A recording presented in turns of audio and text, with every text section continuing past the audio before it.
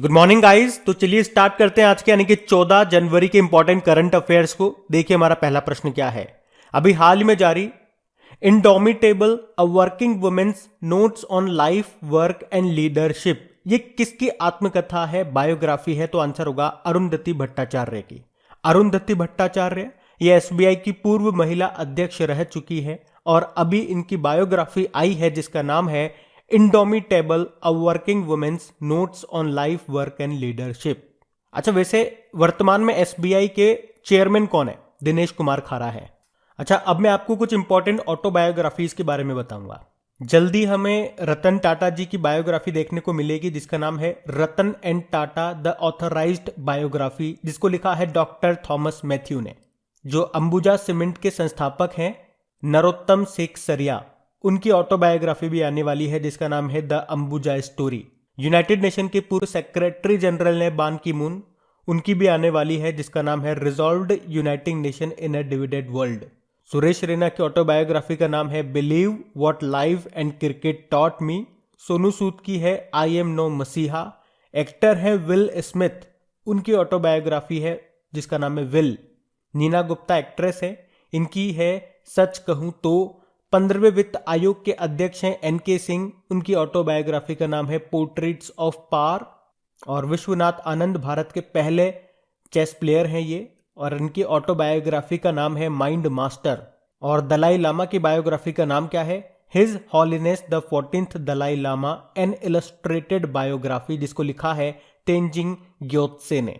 तो ये भी अभी करंट अफेयर्स में सारी बायोग्राफीज रही थी, इनको याद रखना, मैंने आपको एक साथ बता दिए। बढ़ते आगे। अच्छा, बड़ा इंपॉर्टेंट प्रश्न है ये तो। इसरो के नए चीफ कौन होंगे? तो आंसर होगा एस सोमनाथ।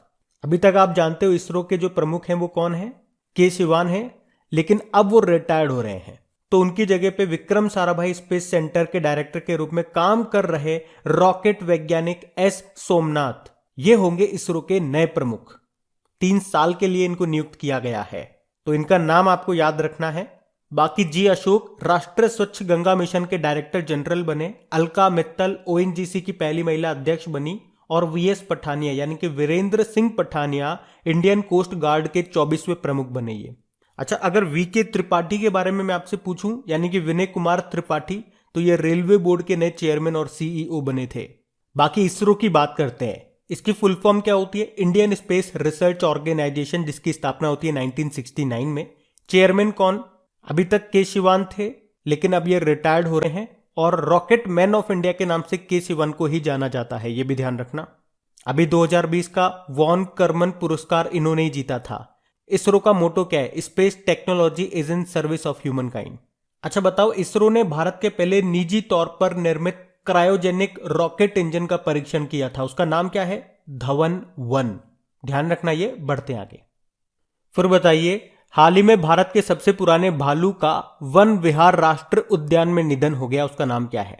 आंसर होगा गुलाबो।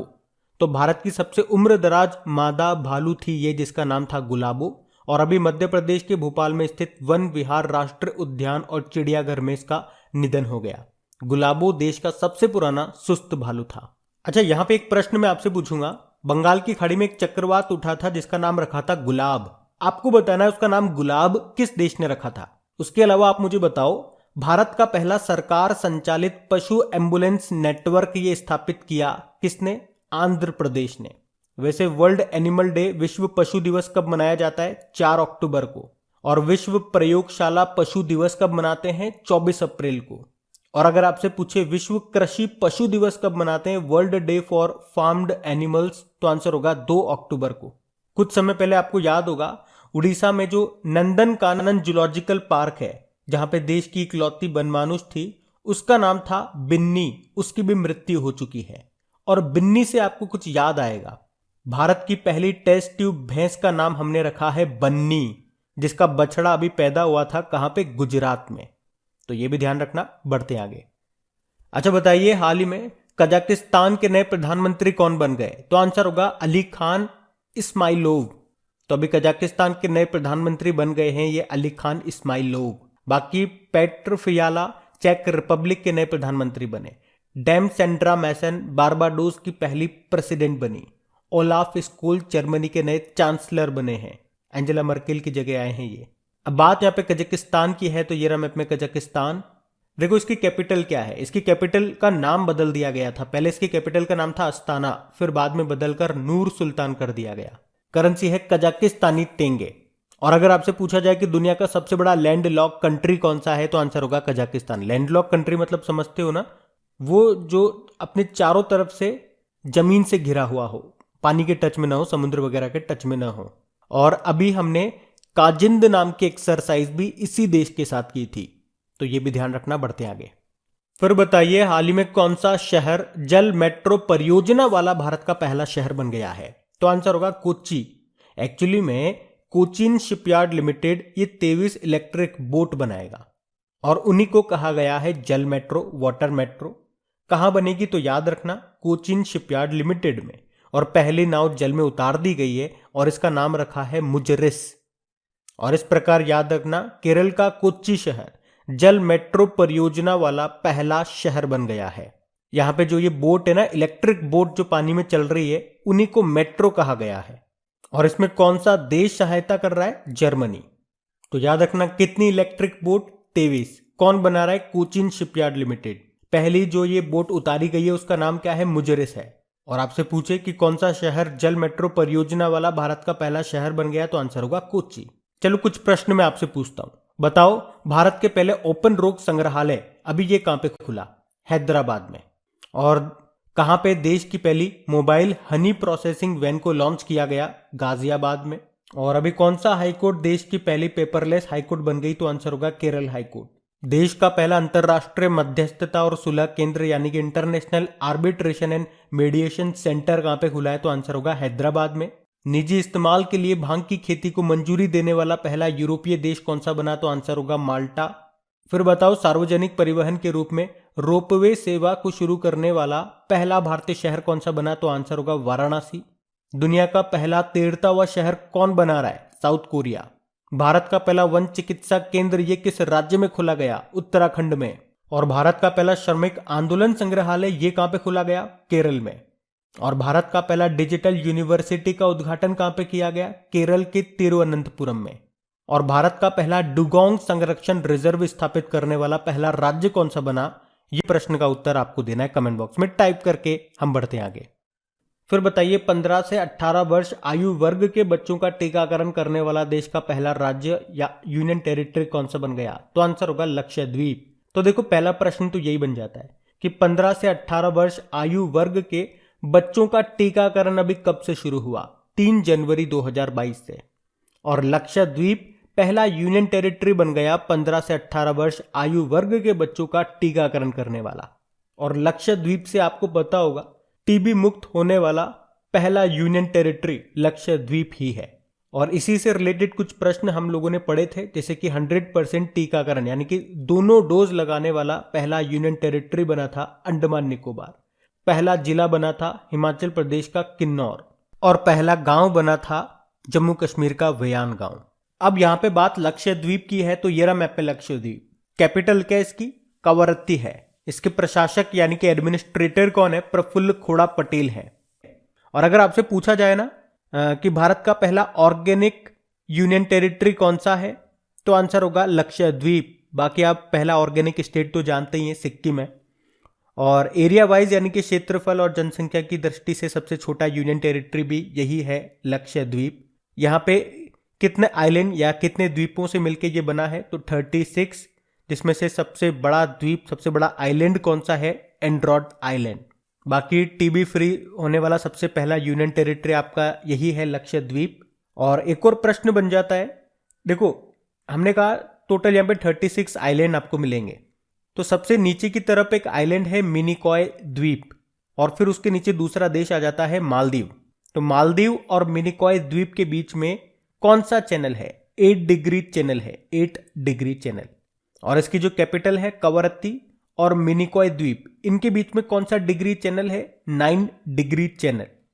बाकी आप जानते ही हो अंडमान और निकोबार के बीच में 10 डिग्री चैनल है, तो ये भी आप ध्यान रखेंगे। बढ़ते आगे। फिर बताइए, अभी हाल ही में सुअर से हृदय प्रत्यारोपण यानी कि हार्ट ट्रांसप्लांटेशन प्राप्त करने वाले दुनिया के पहले व्यक्ति कौन बन गए? तो आंसर होगा डेविड बेनेट। तो ये डेविड बेनेट ये एक अमेरिकी व्यक्ति है और अभी आनुवांशिक रूप से संशोधित सुअर से हार्ट ट्रांसप्लांट प्राप्त करने वाले ये पहले व्यक्ति बन गए हैं। ये तो है डेविड बेनेट। बाकी डेविड डायोब के बारे में आपने सुना है क्या? फ्रांस के हैं ये। अभी इंटरनेशनल बुकर पुरस्कार जीता था इन्होंने 2021 का। इनकी नॉवेल थी at night all blood is black के लिए। और डैमन गलगुट बुकर पुरस्कार जीता था इन्होंने इनके नॉवेल द प्रॉमिस के लिए। तो ये नाम भी ध्यान रखना। बढ़ते आगे। तो बताइए अभी हाल ही में भारतीय रेलवे ने यात्रियों के खोए सामान को ट्रैक करने के लिए कौन सा मिशन शुरू किया? मिशन अमानत। तो अभी रेलवे सुरक्षा बल ने यात्रियों के खोए हुए सामान को ट्रैक करने के लिए मिशन अमानत को शुरू किया है। तो इसमें क्या होगा? जोनल रेलवे की ऑफिशियल वेबसाइट पर फोटो के साथ खोए हुए सामान और सामान का विवरण पोस्ट किया जाएगा। वैसे आपको याद होगा रेलवे सुरक्षा बल का तो नाम ही चेंज हो गया। क्या कर दिया गया? भारतीय रेलवे सुरक्षा बल सेवा। मेरी सहेली की बात करते हैं। भारतीय रेलवे ने आपको याद होगा महिलाओं की सुरक्षा के लिए मेरी सहेली नाम से एक पहल शुरू की थी। और मिशन कवच कुंडल को किसने शुरू किया? महाराष्ट्र सरकार ने। सभी को कोविड-19 का टीका लगाने के लिए मिशन कवच कुंडल नाम से एक अभियान शुरू किया था। ऑपरेशन नंबर प्लेट की बात करें तो रेलवे की नो पार्किंग जोन में लंबे समय तक खड़ी वाहनों को पहचान करने के लिए यह ऑपरेशन चलाया गया था। और वैसे हमारे रेल मंत्री कौन है? अश्विनी वैष्णव है। पहले रेल मंत्री कौन थे? जॉन मथाई थे। और अभी हमारे रेलवे बोर्ड के नए चेयरमैन और सीईओ बन गए हैं विनय कुमार त्रिपाठी। और भारतीय रेलवे का लक्ष्य है 2023 तक पूरी तरह से इलेक्ट्रिफाइड हो जाना और 2023 तक पूरी तरह से ग्रीन एनर्जी पर चलना, यानी कि रिन्यूएबल एनर्जी पर चलना, अक्षय ऊर्जा पर चलना। अभी आपको याद होगा गुजरात के केवड़िया रेलवे स्टेशन का नाम बदलकर एकता नगर रेलवे स्टेशन कर दिया गया। और बताओ किस रेलवे स्टेशन को 5 स्टार ईट राइट स्टेशन का सर्टिफिकेट मिला था? चंडीगढ़ रेलवे स्टेशन को। अभी हावड़ा कालका मेल ट्रेन का नाम बदल करके नेताजी एक्सप्रेस किया गया था। कर्नाटक के हुबली रेलवे स्टेशन का नाम बदलकर श्री सिद्धरुद्र स्वामी जी के नाम पर रखा गया। मध्य प्रदेश के पाताल पानी रेलवे स्टेशन का नाम तात्या मामा रेलवे स्टेशन किया गया। हबीबगंज रेलवे स्टेशन का नाम रानी कमलापति किया गया। और आपको याद होगा हबीबगंज के बाद भारतीय रेलवे देश का दूसरा वर्ल्ड क्लास रेलवे स्टेशन बनाएगा राजस्थान गांधीनगर रेलवे स्टेशन को। वर्ल्ड क्लास से मतलब हो गया यहाँ पे एयरपोर्ट जैसी सुविधाएं आपको मिलेंगी। और अभी भारतीय रेलवे के पहले पॉड होटल का उद्घाटन कहाँ पे किया गया था? मुंबई सेंट्रल रेलवे स्टेशन पे। अच्छा बताओ किस देश ने दुनिया की पहली स्वचालित चालक रहित ट्रेन यानी कि सेल्फ ड्राइविंग ट्रेन शुरू की? तो आंसर होगा जर्मनी ने। और पूरी तरह से सोलर ऊर्जा से संचालित होने वाला पहला स्टेशन कौन सा बना? Chennai central railway station. तो ये याद रखना। बढ़ते आगे। फिर बताइए जनवरी 2022 में नॉर्थ ईस्ट फेस्टिवल का नवा संस्करण कहां पर आयोजित किया गया? तो आंसर होगा असम के गुवाहाटी में। तो नॉर्थ ईस्ट फेस्टिवल का ये नवा संस्करण है। देखो एक्चुअली में इसका आयोजन पहले दिल्ली में होने वाला था, लेकिन ओमिक्रॉन के कारण ओमिक्रॉन के केसेस बढ़ने लगे, उसके कारण उसे रद्द कर दिया गया। तो अब ये कहां पे होगा? असम के गुवाहाटी में होगा।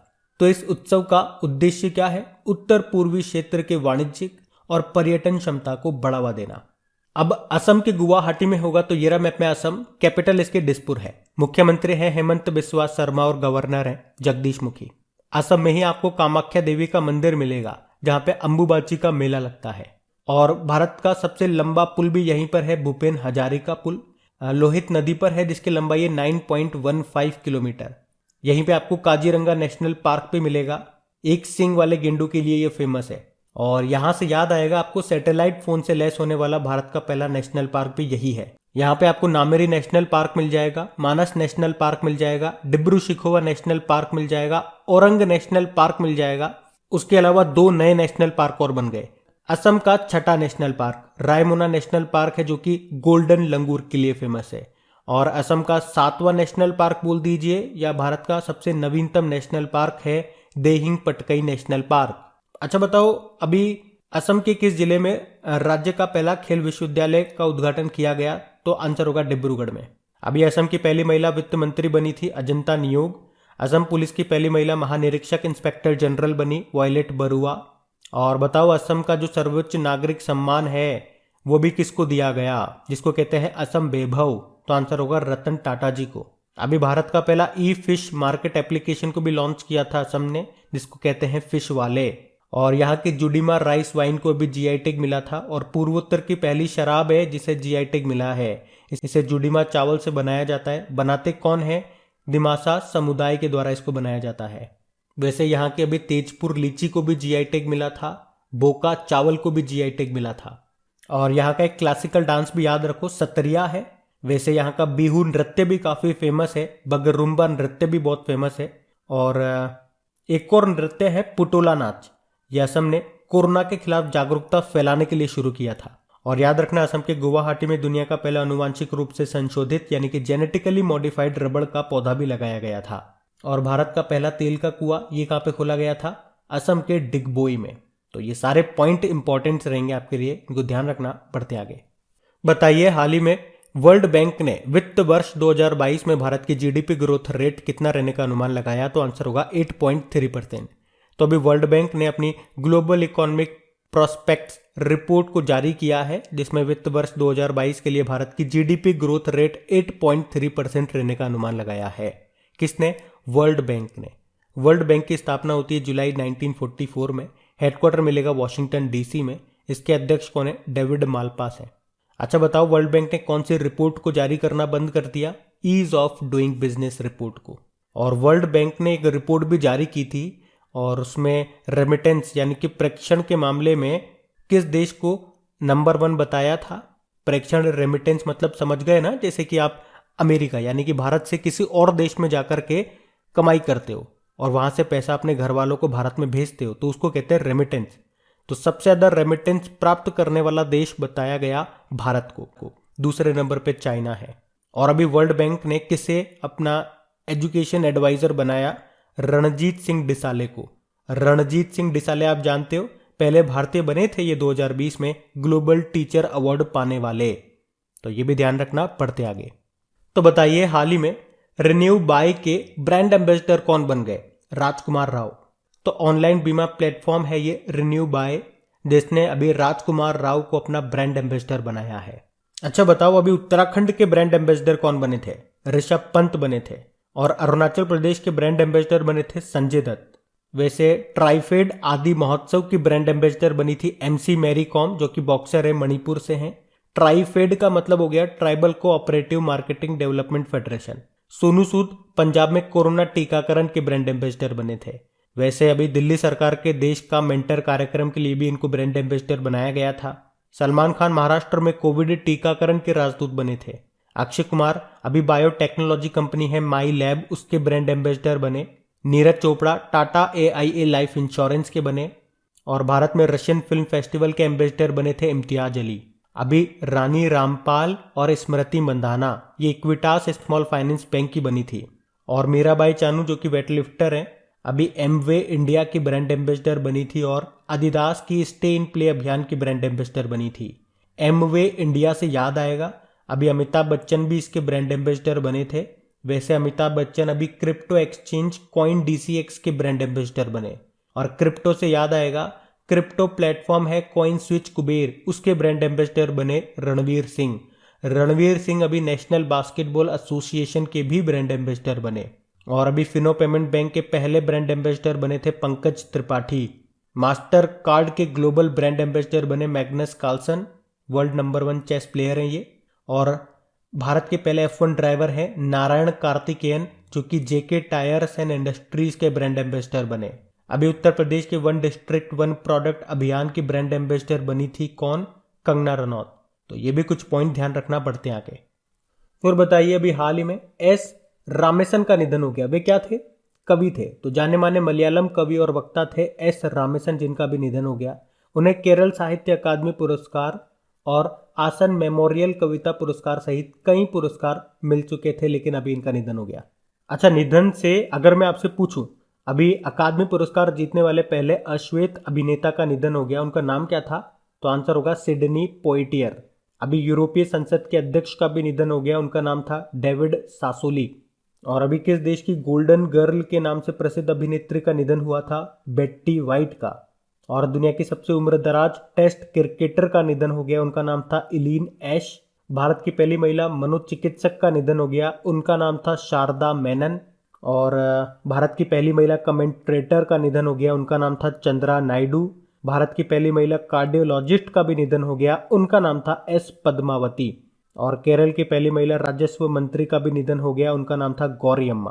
तो ये भी ध्यान रखना। अब हम बात करेंगे कल के वीडियो में पूछे गए प्रश्न के उत्तर की। और हाँ गाइज, आगे बढ़ने से पहले बता दूं कि अगर वीडियो को अभी तक लाइक नहीं किया तो इसे लाइक जरूर करना और अपने दोस्तों के साथ में शेयर जरूर कर देना। देखिए, ये बात मैं बिल्कुल वीडियो के लास्ट में बोलता हूं ताकि आप लोगों का बिल्कुल भी टाइम वेस्ट ना हो, 1 मिनट का भी। तो प्लीज वीडियोस को सपोर्ट जरूर करें ताकि जो मैं इतनी मेहनत करता हूं, जो समय लगाया जाता है, तो वो चीज करने में मुझे भी मजा आए। और इन सभी क्वेश्चन का क्विज आपको मिल जाएगा आपकी क्रैक एग्जाम एप्लीकेशन में, पीडीएफ भी आपको वहीं पे मिल जाएगी। तो देखिए, कल आपसे पूछा गया था रतन टाटा जी की जीवनी है Ratan and Tata the authorised biography, इसको किसने लिखा है? आप सभी ने प्रश्न का उत्तर दिया डॉक्टर थॉमस मैथ्यू ने। बिल्कुल सही उत्तर है। और वीकली करंट अफेयर्स भी अपलोड हो रही है, उसकी क्विज भी आपको मिल रही है, पीडीएफ भी आपको साथ में मिल रही है इस बार। तो एप्लीकेशन इंस्टॉल नहीं किया तो लिंक आपको नीचे डिस्क्रिप्शन में मिल जाएगा। तो ये रहा आज का आपका होमवर्क प्रश्न।